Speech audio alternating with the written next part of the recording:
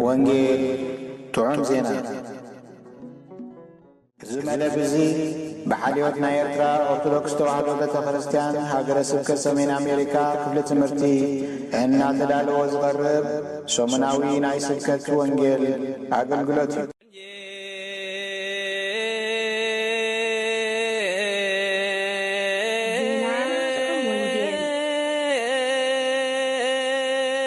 ዜና ጥዑም ወንጌል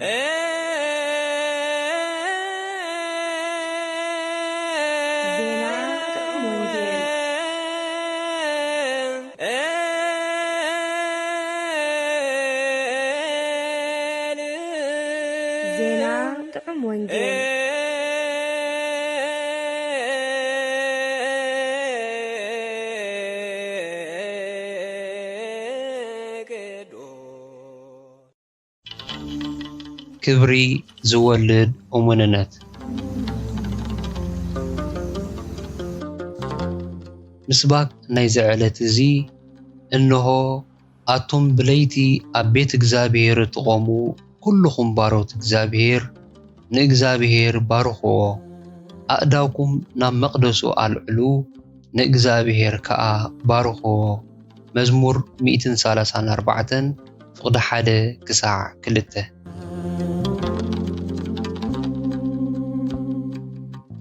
ንባባት ወንጌል ቀዳማይ ቆሮንቶስ ምዕራፍ 4 ካብ ፍቅዲ 1 ክሳዕ 9 ቀዳማይ ጴጥሮስ ምዕራፍ 2 ካብ ፍቅዲ 11 ክሳዕ 19 ግብረ ሐዋርያት ምዕራፍ 16 ካብ ፍቅዲ 9 ክሳዕ 18 ወንጌል ማቴዎስ ምዕራፍ 25 ካብ ፍቅዲ 14 ክሳዕ 30 ቅዳሴ ዘባሲልዮስ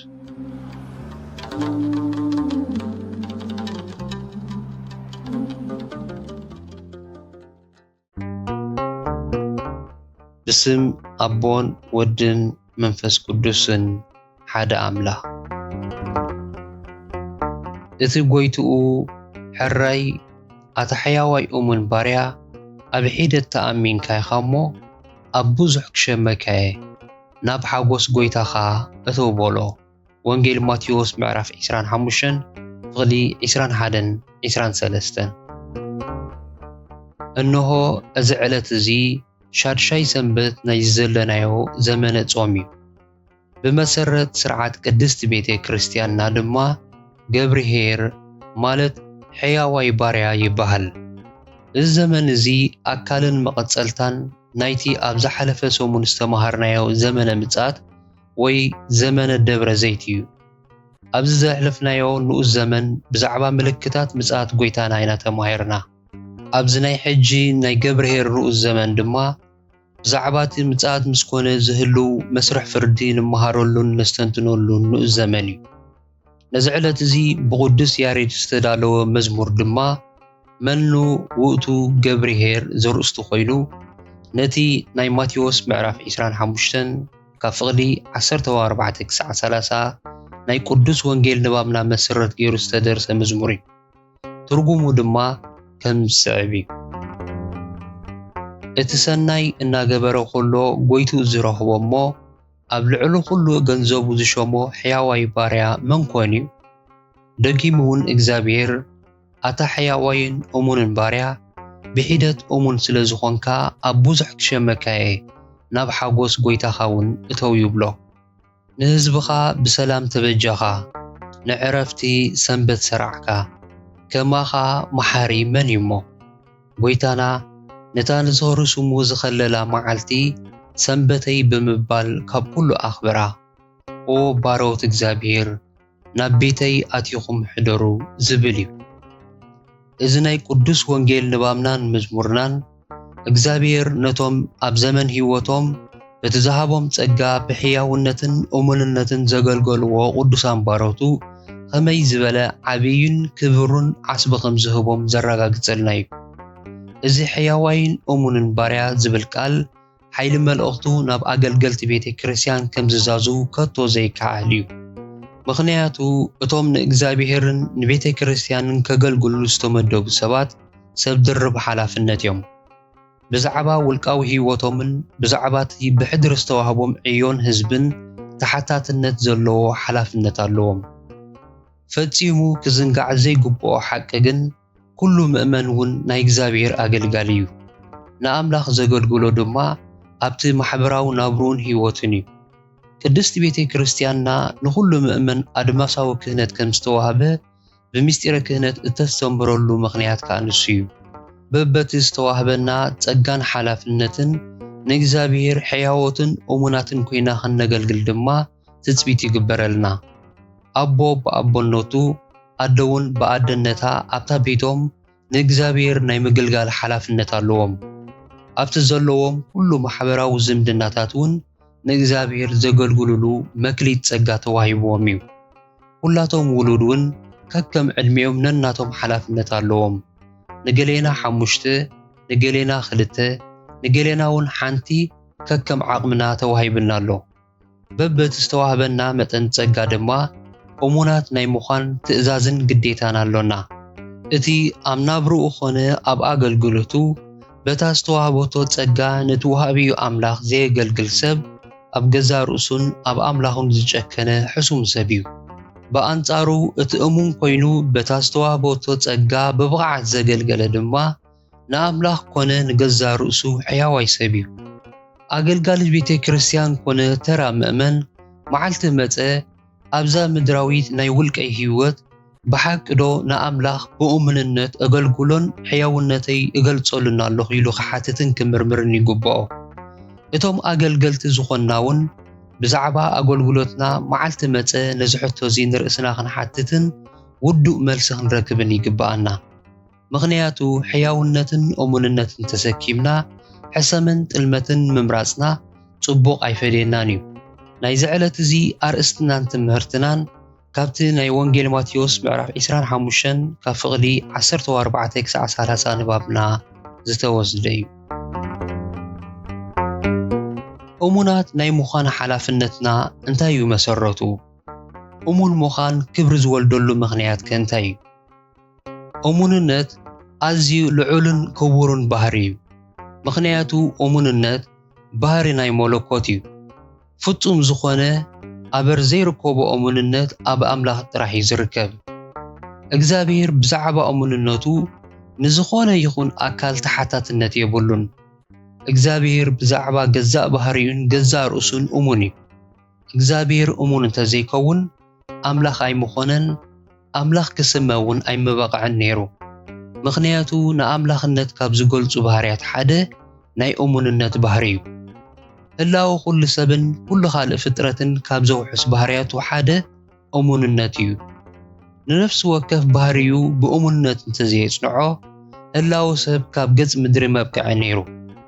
መጋብነቱ እሙን እንተዘይከውን ሰብን እንስሳን ብጥሜት ምጸነተ። በቲ መሓሪ ባህሪዩ እሙን እንተዘይከውን ድማ ዝሓጥእ ዘበለ ኩሉ ከም ቅጽበት ዓይኒ እናተቐዝፈ ህላወና መብቅዐ። እግዚአብሔር ወልድ ጎይታናን መድሓኒናን ኢየሱስ ክርስቶስ ድማ እሙን ጎይታ እዩ። ነቲ ዝለኣኾ ኣቦኡ እሙን ብምዃን ኣብዛ ምድሪ እዚኣ ክፍጽሞ ንዝተዋህቦ ግብሪ ብምልኣት ብምፍጻም ኣኽበሮ። ከምኡ ስለ ዝኾነ ከዓ እግዚአብሔር ብውሰመርኩ ፍት ወደይ ንስዩ እናበለ ይምስክረሉ ነበረ። ከም እሙን ውሉድ መጠን ፍቓድ ኣቦኡ ጥራሕ ብምግባር ካብኡ ዝሰምዖ ጥራሕ ብምምሃር ኮታ ብሓፈሻ ብኩሉ ኣኽበሮ። ቅዱስ ጳውሎስ ብዛዕባ ጎይታና ክምስክር ከሎ ስለዚ ከዓ ኣቱም ካብቲ ሰማያዊ ጽዋዓ ግደ ዘለኩም ቅዱሳን ኣሕዋተይ ከምቲ ሙሴ ኣብ ኩላ ቤቱ እሙን ዝነበረ ናብቲ ነቲ ዝሾሞ እሙን ዝኾነ ኢየሱስ ናይ ምእማንና ሃዋርያን ሊቀ ካህናትን ኣቕልቡ። ሙሴ ብዛዕባ እቲ ድሓር ክንገር ዘለዎ ነገር ምስክር ምእንቲ ክኸውን ከም ጊልያ ኮይኑ ኣብ ኩላ ቤቱ እሙን ነበረ። ክርስቶስ ግና ከም ውሉድ ኣብ ልዕሊ ቤቱ እሙን ዝኾነ ብምባል ገሊጽልና ኣሎ። ዕብራውያን ምዕራፍ 3 ፍቕዲ 1:2-5-6 ንሃዋርያ ቅዱስ ዮሐንስ ኣብ ዝተገልጸሉ ራእይ ድማ ኢየሱስ እሙንን ሓቀኛን ምስክር ምዃኑ ተገሊጸልና ኣሎ። ራእይ 3:14 ኣብ ምዝዛም ናይቲ ራእይ ድማ ሰማያት ተኸፊቱ ረኣየ እሞ እነሆ ድማ ኣምበላይ ፈረስ ኣብቲ ተቐሚጥዎ ዘሎ ኢየሱስ ከዓ እሙንን ሓቀኛን ይበሃል። ብጽድቂዩ ዝዳንይን ዝዋጋእን ኣዒንቱ ከም ሃልሃልታ ሓዊየን ኣብ ርእሱ እውን ብዙሕ ዘውድታት ኣለዎ። ኣብ ክዳኑን ኣብ መሕኹልቱን ድማ ንጉስ ነገስታት ጎይታ ጎይቶት ዝብል ጽሑፍ ስም ኣለዎ ኢሉ መስከረ። ራእይ 19:11-16 እዚ ባህሪ እዚ መለለይን መፀውዕን ስሙ ክሳዕ ዝኸውን ክሳዕ ክንድዚ ገንዘቡ ኮነ። ናብዛ ምድሪ እዚኣ ዝወረደ ድማ ብቅዱስ ደሙ አንጽሁን ዓዲጉን ባህሪኡ አውሪሱ ንኡ ናብ መምሳል ምእንቲ ክዕብየና እዩ። ካብቶም ንኡ ንመስለሎም ባህርያት ሓደ ከዓ እሙንነት እዩ። እምበኣር ናይ እሙንነትና መሰረት ናይ እግዚአብሔር እሙንነት እዩ። ክፈጥረና ከሎ ብመልክዑን ብምስሉን እዩ ዝፈጠረና። እዚ መልክዕ እዚ ድማ እቲ ተወራሲ ዝኾነ መለኮታዊ ባህሪ እዩ። ንሱ እሙን ስለ ዝኾነን ንዓና ድማ ነዚ ናይ ባህሪ እዚ አውሪሱ ስለ ዝፈጠረናን ንሕና እሙናት ናይ ምዃን ዓቕሚ ዘለና ፍጡራት ኢና። ቅዱስ ጳውሎስ ነቲ ብመልክዕ ኣምላኽ ዝተፈጥረ ሓድሽ ሰብ ልወሱ ክብለና ከሎ በቲ ኣምላኽ ካብ ገዛ ርእሱ ዘውረሰኩም ባህሪ ንበሩ ማለት እዩ። ስለዚ ሰብ ዝኾነ ኩሉ እሙን ናይ ምዃን ተፈጥራውን መንፈሳውን ሓላፍነት ኣለዎ። እሙን ዘይምዃን ንናይ ኣምላኽን ናይ ገዛ ርእስኻን ባህሪ ምኽሓድ እዩ። እሙናት ኮይና ክንነብር ከለና ነቲ ኣምላኽ ብመልክዑን ምስሉን ብምፍጣር ዝጸገወና ክብሪ ምብቃዕን ምንጽብራቕን ማለት እዩ። ክብርና ስለ ዝዓቀምናን ክብሪ ኣምላኽ ስለ ዘንጸባረቕናን ድማ እግዚአብሔር በቲ ንቅዱስ ወዱ ኢየሱስ ዘኽበረሉ ክብሪ ከኽብረና እዩ። እሙናት ክንኮነሉ ዝግባአና ጉዳያትን ገጻት ህይወትን ኣየና እዩ? ንምዃኑ እሙንነት ዘይምልከቶ ክፍልታት ህይወትና ኣሎ ዶ? እሙንነት ምግዳፍ ማለት ሰብ ምዃን ምግዳፍ፣ መልክዕ ኣምላኽ ገዲፍካስ መልክዕ ሰይጣን መልባስ ማለት እዩ። እሙን ምዃን ዘየድልዮ ናይ ህይወት ክፍሊ ወይ ጉዳይ ድማ ፈጺሙ የለን።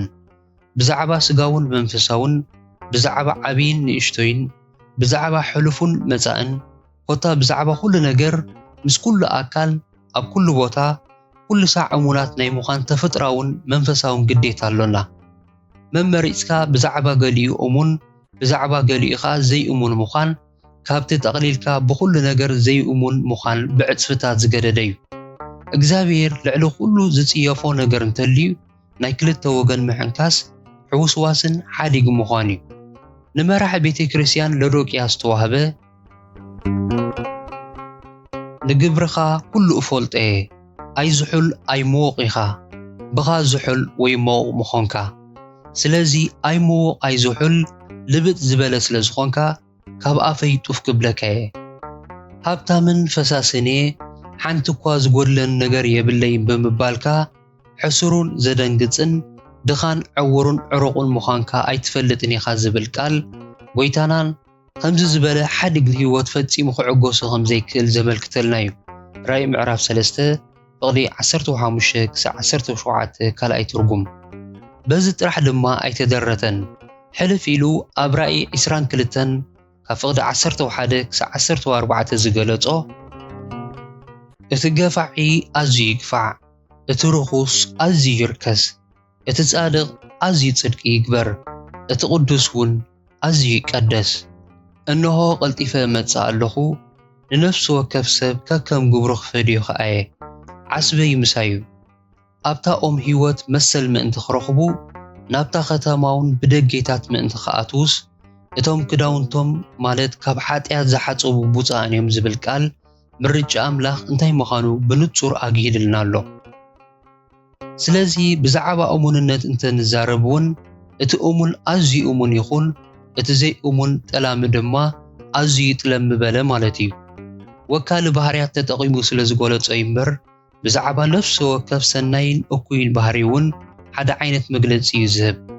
ብመልክዕ ኣምላኽ ዝተፈጥረ ብደም ክርስቶስ ዝደሓነ بسرح منفس قدوس ولدنا استتصغوا كريستيان يزبل كل سبون لكع كمزا ناي غويتا زعينتا صنعت متكل كهلو يزغبا بغلي امون بغلي خاطلا مخان ناي منفساوي منزرنا جهود مرأيايو بزرباخا بتكباركا بحسابكا خونه بسمعيتاتكا مس املاخن سبن اب كل عينت زمدناتاتن موسااتن اب كل خونتاتن كل غزيان امونات كنكون زي لوتن ناب واقع عداغا زي اتون منفساو غديتانا ايو كم زخبها الكلو ازي خبيل لعل عقمنا زخونه تزاز كم سوهابنا غيرنا خنحسبا يغباني مخنياتو سبات كوينا خنفطر كلنا اكل تفطرنا خوين استوهابنا كاب املاح زورسنا بحري مخانو اينرسا سلازي زي امون مخاني خبدنا زغبا انبر امون مخان ايكونن عساتات امايات كنوبرو اعواف اب سمايات كبرا بارياوي سب بكل انتنو امون خون دما بارياو تعدلتيو اتنطفاتنا استعاد كتل اينا ديابلوس بغورحو نحلنانا بكيلو حات بحر سلازسرصلنا كن نتي بحرياوي تعدلتنا تصيفنا كال دقالا بحري كنافقن كننصبارقن مرصنا عسا كابت بحرياو بوتو انتوصيو بونو بو خمزموت نحناون نتغزابير بحياو نو تزورسنا بحر دربينا نزناي شيطان دقالا بحري سلازمرصنا موت زغواسيوم دق موت نخونا لنا كريستوس كا كابز دقالا بحري زمنت خنصهنايو بتمرير مكرا مسكل بموت تبجونا ازي ناي قدس وانجيل نبامنا ززاربول زلو امننت جن نمن زملكتيو نخلاتنا ززارب ملئختي يخنبل يكالديو ازي نباب ازي مبزحتنا ناقلقلتي بيتي كريستيان زملكت كيرنا ترحينا نردعو ازي اتحساس بازي ببت استوابنا تصقان حلافنتن اقلقلت املاح مخوانا كام محساب كعنكفنا ايقبوني اقلقلتي بيتي كريستيان مخوان نوحدات سبزوها حلافنتيو اقلقلت املاح مخوان جن لكل برأيا قدست سلاسي استفتر سبستوها بحلافنتيو اقلقل بيتي كريستيان كونه ترى مأمن كلاتنا اقلقلت فقادينا اذا اقلقلت زي اب كل بوتان كونتاتن كم دما ابلعل كلن مس كلن سب كوين كازفتسمي نزا اقلقلت زي نخنفتسم اغزابير ككم عقمنا ناي ጸጋ مخليت عديلنايو سلازي خا قدوس باولوس جناخ بمسفر وهبت كريستوس نفس وكف ጸጋ توهيبوي بمبال አረጋጊ ጽልናሎ ኤፌሶን 4:7 ስለዚህ ነዚህ በክርስቶስ ተሰፈረልና ጸጋ አማዓሉ በመውዓል እሙናት ከንከውን ይግባአና ማለት እዩ እቲ ወንጌል ናይ ምስባህ ምስጢራት ናይ መከፋል ለምእመናን ናይ ምጉሳይ መክሊት አገልግሎት ተዋህቦ ሰብ እሙን ኮይኑ ከዓየሉን ነተስተዋህቦ ጸጋ ኣብቲ አገልግሎት ህዝቢ ከብዝሖን ይግባ ኢያሱ ተቢዑ ኣነም ቤተይ ግና ንእግዚአብሔርና ነገልግል ከም ዝበለ ሓንቲ ስድራቤት ኣብቲ ማሕበራው ናብራ እምንቲ ኮይና ንእግዚአብሔር ናይ ምግልጋል ሓላፍነት ኣለዋ በደረጃ ውልቀሰብ እንተኾነውን በትስተዋህበና ስፍረ ጸጋ ንፈቃዱ በፍጻም አገልገልት ፈቃዱ ክንከውን ሓላፍነት ኣሎና ንጉስ ዳዊት ናይ ፖለቲካን ናይ ውግእን ሰብን እምበር ናይ ካህናት ኮነ ናይ ሌዋውያን አገልግሎት ኣይነበሮን ቅዱስ ጳውሎስ በመንፈስ ቅዱስ ተደሪኹ ብዛዕባ ንጉስ ዳዊት ዝሃቦ ምስክርነት ግን ኣዝዩ ዘገርም እዩ እግዚአብሔር ንዳዊት ንጉስ ክኸውን ኣተንሳኣሎም ብዛዕባኡ ድማ ዳዊት ወዲ እሰይ ኩሉ ከም ፈቃደይ ዝገብር ዝኸም ልበይ ሰብኣይ ረኸብኩ ኢሉ መስከረሉ ዳዊት ኣብ ዘመኑ ንፈቃድ ኣምላኽ ምስ ኣገልገለ ዓረፈ ግብራ ወርሕ 13:22-36 ካብ ነፍሱ ወከፍ በኣምላኽ ኣምን ዝብል ሰብ እግዚአብሔር ዝጽበያ አገልግሎት ድማ እዚኣ ናይ ፈቃዱ እሙናት አገልገልቲ ክንኮነሉ ዝጽበየና ካብቲ ተራ ሰብ ጀሚርካ ክሳዕቲ ዝለዓለ ጽፍሒ አገልግሎት ዘለዎ ሰብ እዚ አገልግሎት እዚኣ ዘይትምልከቶ ሓደ ሰብ እኳ የለን ኣብ መጽሓፍ ቅዱስና ሰፊሩ ዘሎ ግበር ኣይትግበር ዝብል ኩሉ ትእዛዛት ናይዚ አገልግሎት እዚ መምርሒና እዩ ጎይታና ናይ ከረን ስብከቱ ክዛዝም ከሎ ፈቃድ ናይቲ ኣብ ሰማያት ዘሎ ኣቦይ ዝገበር ደኣምበር ጎይታይ ጎይታይ ዝብለኒ ኩሉ መንግስቲ ሰማያት ዝኣቱ ኣይኮነን ብምባል ንጹርን ዘየወላውልን መምርሒ ሂብና እዩ ማቴዎስ 7:21 እምበኣር እቲ ዝለዓለ እሙንነት ዝጠልብ ኣገልግሎት እዚ ኣገልግሎት ፍቓድ እዩ ሰብ ኣብ ሓዳሩ ኣዋኒኑ ኣብ ስርሑ ኣብ ትምህርቱ ኣብ መገዱ ኣብ ዝምድናታቱ ብሓፈሻ ኣብ ኩሉ ነገሩ ኩሉ ግዜ እሙን ናይ ምዃን ሓላፍነት ኣለዎ ኣብ ኪዳናዊ ዝምድንኡ መዋስብቲ ዘፍቅርን ብቅድስና ዝነብርን እሙን ሰብ ኮይኑ ኣዋኒኑ ግን ብስሳዕ ዝዋሳ ፍቓድ ንግዲ ዘውፅእ ሰራቕ እንተኮይኑ ኣብ ደንበ እሙናት ክምደብ በቑዕል እዩ ኣብ ናይ ቤተ ክርስቲያን መንፈሳዊ ኣገልግሎት ንሰብ ዘስተንከረ እሙን ኣገልጋሊ ኮይኑ ኣብ ሓዳሩ ንመዋስብቱ ዘሳቂ ሕሱም እንተኮይኑ በየናይ መለክዕ እሙን ክበሃል ምተኻእለ ኣብ ሓዳራ ምስግንቲ ዝኾነት በዓልቲ ኺዳን ኣብ ናይ መብስቦን ጉርብትናን ዝምድናታት ብጽልእን ቂምታን ትነብር እንተኮይና ንናይ እሙንነት ደንበ ጓናያ ትኸውን እግዚአብሔር ሚዛኑ ንዘይሓለዎ እሙንነት ከም ዝኸፍአ ጥልመት እዩ ዝርእዮ ስለዚ ድማ ንህይወትና ብዘይ ንሕስያ ብዕቱብ መርሚርና ኩልንትናዊ ምልኣት ብዘለዎ እሙንነት ንነብር ምህላውና ክነረጋግጽ ይግባአና ንእሙንነትና ብኸመይና ንልክዖ ብመንጽር እንታይ ኢና እሙንነትና ክንምርምር ዝግባአና ቃል እግዚአብሔር ብንጹር ከም ዝነግረና ናይ ህይወት ጽዋዓናን ተልእኾናን ንምስሊ ክርስቶስ ምምሳል እዩ እቲ ክንመስሎ ዝግባአና ኢየሱስ ድማ ብእሙንነቱ ፍጹም እዩ ስለዚ ነቲ እሙንነቱ ክንበጽሖ ዘይንኽእል እንተኾንና እኳ ዕለት መጸግን ናብቲ እሙንነት ገጽና ክንቀርብን ክንዓቢን ይግባአና ማለት እዩ ጎይታና ብዛዕባ ገዛ ርእሱ እቲ ዝልእኸኒ ከዓ ምሳይ ኣሎ ኩሉ ሳዕ ባህ ዘብሎ እገብር እሞ በይነይ ኣይሓድገንን እዩ ኣነ ነቲ ክገብሮ ዝሃብካኒ ግብሪ ፈጺመ ኣብ ምድሪ ኣኽበርኮኻ ብምባል ብትብዓት ተኣሚኑሎ ወንጌል ዮሐንስ ምዕራፍ 8:29 ምዕራፍ 17:4 እዚ ተኣምኖ እዚ ናይ እሙንነት ቋንቋ እዩ ስለዚ ንኢየሱስ ንመስል ሰባት እንተኮይንና ነዚ ቃል እዚ ክንእመኖ ናብ ንኽእለሉ ደረጃ ዓቢና ኣለና ማለት እዩ ጎይታና ኢየሱስ ፍጹም ኣምላኽን ፍጹም ሰብን ስለ ዝኾነ እዩ ከምኡ ክብል ዝተብዒልና ንሓስብ ንኸውን እቲ ኸማና ዝድኻሙ ቅዱስ ኣቦና ኢዮብ እውን ነዚ ቃል እዚ ብትብዓት ተኣሚንዎ እዩ ኣምላኽ ግና ኣነ በየነይቲ መገዲ ከም ዝኸይድ ይፈልጥ እዩ ይፈትነኒ ከም ወርቂ ኮይነ ከዓ ክወፅየ ኣእጋረይ ኣሰሩ ሒዘን ተጠንቂቐውን ካብ መገዱ ኣይግለስኩን ካብ ትእዛዝ ከናፍሩ ኣይዘንበልኩን ካብ መስገበይ ማለት ሃብተይ ኣብሊፀ ንቓል ኣፉ ሓለኽዎ እስትንፋሰይ ኣብ ውሽጠይ መንፈስ ኣምላኹን ኣብ ልበይ ክሳዕ ዘሎ ከናፍረይ ኮቶ ሕሰም ኣይክዛረባን ልሳነይ እውን ሓሶት ኣይከተውፅእን እያ ክሳዕ ዕለተ ሞተይ ካብታ ብዘይ ጉድለት ምዃነይ ኣይከልግስን እየ ንጽድቀይ ኣጽኒዐ ሕዞ ኮቶ ኣይስዶን ካብተን መዓልትታተይ ልበይ ብዛዕባ ሓንቲ እኳ ኣይነቕፈንን እዩ ኢዮብ ምዕራፍ 23:10-12 ምዕራፍ 27:3-6 ቅዱስ ዳዊት እውን ተመሳሳሊ ተኣምኖ ሂብሎ ስለዚ ንሕና እውን ከምዞም ቅዱሳን ኣቦታትና ብዓቢኡ ከዓ ከም ጎይታና ኢየሱስ ነቲ ክንእዘዞን ክንገብሮን ዝተዋህበና ትእዛዝ ብምሕላው ንኣምላኽን ንሰባትን እሙናት ምዃንና ክንረጋግጽ ይግባአና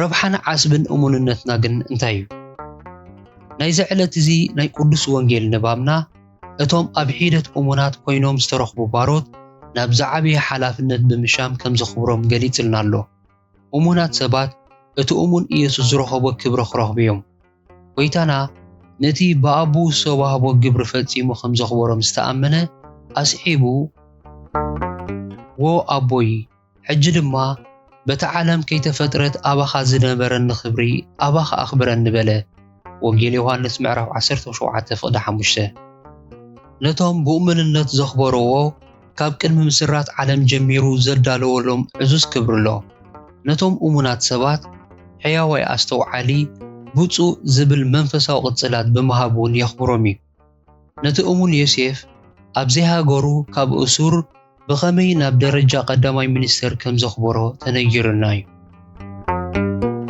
እምበኣር ንሕና እውን ነዚ ንጎይታናን ንኹሎም ቅዱሳኑን ዘኽበረ ቅዱስ ባህሪ እዚ ብግብሪ እንተነቢርናዮ መዳርግቲ ኣልቦ ክብሪ ከጓናጽፈና እዩ። እሙንነት ማዕረኽን ደይ ክቡር ባህሪ ምዃኑ ካብ ረኣና እምበኣር ብመንጽር እዚ ባህሪ እዚ ርእስና ብዕቱብ ንመርምር። ካብ እሙንነት ጐዲልና ብጥልመት እንተተመሊእና ኣብ ጥፍኣትን ውርደትን ከም ዘለና ነስተውዕል። ስለዚ ናብ ድሕነትን ናብ ክብርን ንመለስን ንተንስእን። እቲ እሙን ኣምላኽ ነቶም እሙናት ሰዓብቱ ጥራሕ ዘኽብር ካብ ኮነ ብምስተውዓል መፈጸምታና ነጸብቕ። ኣብ የማን ናይቲ እሙን ገንሸል ከም ንቐውም ገና ብኣግኡ ነረጋግጽ። ጸጋ ጐይታና ኢየሱስ ክርስቶስን ፍቕሪ ኣምላኽን ሕብረት መንፈስ ቅዱስን ምስ ኩላትና ይኹን። ኣሜን።